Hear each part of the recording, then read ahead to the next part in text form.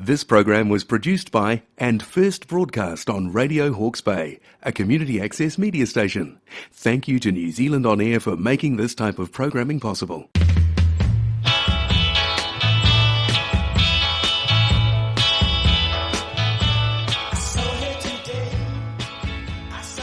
Good morning, everyone. This is Heiko from Acupuncture on Air, talking here at Radio Hawke's Bay in these lovely new premises. Well, they're not too new, but they been here for a while now. But it's a really great new station, and it's just near the New World in Hastings. So if you have a chance, you pop in and say to people, say hello.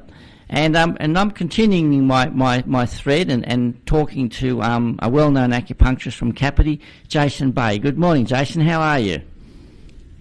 Good morning. Thank you, Heiko, for inviting me and for this precious time to talk to you about my experience with helping people with long COVID. Yeah. And that's what I said, like, this is sort of like a new problem that seems to be affecting, I'd say probably millions of people around the world, and of course in New Zealand. And I'm not even sure when the term long COVID came about, but before we go into long COVID specifically, Jason, tell us a bit about this, how that's similar to other like post-viral syndromes, of which there are, of course, numerous. On theory, I think that's not much difference. But because of the COVID is pretty new on this planet Earth, so our system is sort of not prepared. So probably the damage is more widespread and a lot of symptoms, anywhere. So I have a parable for this. It's the virus like a water that will find the lowest spot of the body or the weak spot of the body, and then down the damages, So the so-called long COVID is symptom-wise is quite many. Okay. Now, in terms of the long COVID and these other post-viral syndromes, give us an idea of just like some of the signs and symptoms or some of the problems that people are having these days. So, long COVID most likely is people coming complaining. The first category is actually a lot of neurotic kind of neurosis signs, like with chest tightness, chills and fever, like hot, sometimes feeling hot, sometimes feeling cold, but there is no temperature. But there is also could be like a appetite change, loss of smell, loss of taste, or blocked ear, blocked nose, and just very weird symptoms. And basically, people couldn't figure out, and the body couldn't recover from very easily. So even from 4 weeks until to 6 months, I've seen patients with even 6 months post-COVID, they still have a chest tightness. I can remember from my top of my memories, one patient always come with a breathing problem, but it's not asthma, but it just feels the body couldn't handle and have to intentionally do deep breath. Otherwise, you feel like being suffocated. Okay.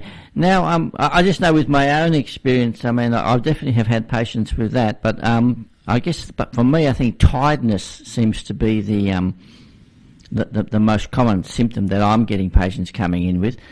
And it sort of gets difficult to explain to these patients that because they go out, they feel tired, they'll go to the health food store somewhere, and then they get told, if you're tired, take ginseng, it's a tonic. And then I sort of say, actually, it's not actually the best thing to do because, the tiredness is not coming from weakness and deficiency. It's coming from sort of the bug per se. And in Chinese medicine, we have as you know, we have a category or a formula system that involves harmonizing and expelling pathogens. Are there any base Chinese herbal formulas that you are commonly using in the clinic? Yes, I'm using this powder and or pills format. One of the most well-known is this bupleurum, minor bupleurum formula. Yep. So that's managed quite a big spectrum of these wide symptoms. So we normally say this is a half-stage thing. So I'm agree with you, say that the leftover of the virus, and then it's not contagious anymore, but it's floating around, and the body trying to push them out, but sometimes the body is, not enough energy and have to come back. So then people feeling sometimes good, sometimes, again, for no reason, they become tired, and they become like a breathing problem, they become appetite, quite a lot of symptoms, yeah. But then the Chinese medicine regarding them as the half stage. So we have this formula can be adapted to, if the person has depression, for example, we can add a couple of ingredients to make that better as well. Yeah. Now, what about your patients, who either don't exercise or they're exercising regularly? Would you be suggesting patients with long COVID to exercise or to cut back on exercise? Well, what's your view on this? I know I've got my own personal one, but I'd just be curious what you are going to advise. I would advise my patients to cut back, to rest more, because in the end, that's what works out for them. So if you go out for exercise and then your body tells you, okay, I'm struggling, I have to stop. So that's what your body tells you. But what's the mechanism behind that is the body is to repair the immunity system. And the process takes too long. It's coming, going, struggling. So basically, if you don't treat it, don't help by alternative medicine, it will take as long as your body recover, maybe for years even. People after, kind of virus, they can struggle for years and years. But with the alternative medicine, there is a chance that you recover better and quicker. Right. Now, I know that one day, and I mean all the scientists are saying it as well, that, one day another COVID or some other variant or some other new virus is going to come along. What do you think we can do as acupuncturists and herbalists as any kind of preventative type of treatment? Or is there a way that you have an approach to strengthen the body? Yes, I think there are two ways. If we could do better to help the people in New Zealand, one is I think the mainstream medical system, the doctors, they don't understand the Chinese medicine. They don't know actually we can help at a very early stage. So actually the best time to intervene is on the day 1 to 3, which is people have a bit of a, scratchy throat, a bit of headachy, but it's not a normal headache. It's come from something like a virus. Yep. And then we have a formula, actually. You take it almost like the symptom will disappear the next day. So far in my clinic, we have been using this formula, and none of our staff have been sick during this 2 years of COVID pandemic. And so that's the best way to help. And it's based on the ancient formula, the principle of staging the disease, right? So we know there is a stage of this disease, the first day 1 to 3, which is called acute stage. And the second stage is become chesty cough, and that's the second stage. And then we also have formulas to help. And the third stage is the persistent or the recovery stage. The fourth stage is the chronic stage, which is not recovering well. So if we can be, personal opinion, if we are able to become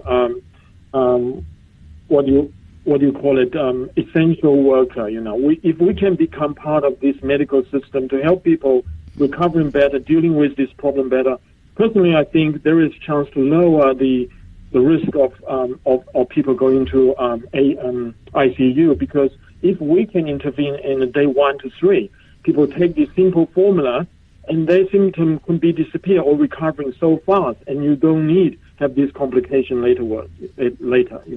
Yeah, because I do know in China that they were dishing out various herbal formulas exactly with that sort of process in mind, that as soon as some symptoms would come up, whether they were testing positive or not for COVID, and I think it was quite successful there. But we're running out of time again. But thanks actually for these last 3 shows that you've done with us. But if you could just tell us just quickly and just where your clinic is and just your phone number if people want to get in contact with you. Okay, so my clinic is at Unit 14, Kapti Light, in the Kapti Coast, Paparumu, Wellington. My phone number is 04-260 8843, or my cell phone is 021-656-078. Okay, and my website is called acupuncture.co.nz. Yep. And what I'll do is I'll put the link up to your website in the comment section once the YouTube from the interview is up. So thanks again for these last three shows, and I wish you great success for your clinic in Kapiti. Thank you, Heiko, for the precious time and opportunity to share my experience. No, I've really enjoyed it. It's been good. And we're going to finish off the show. So goodbye, everybody, and we'll talk to you on the next show.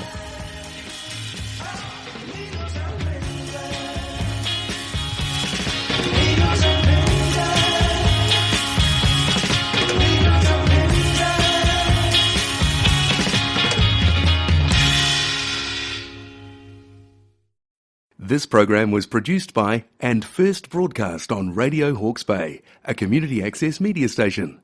Thank you to New Zealand On Air for making this type of programming possible.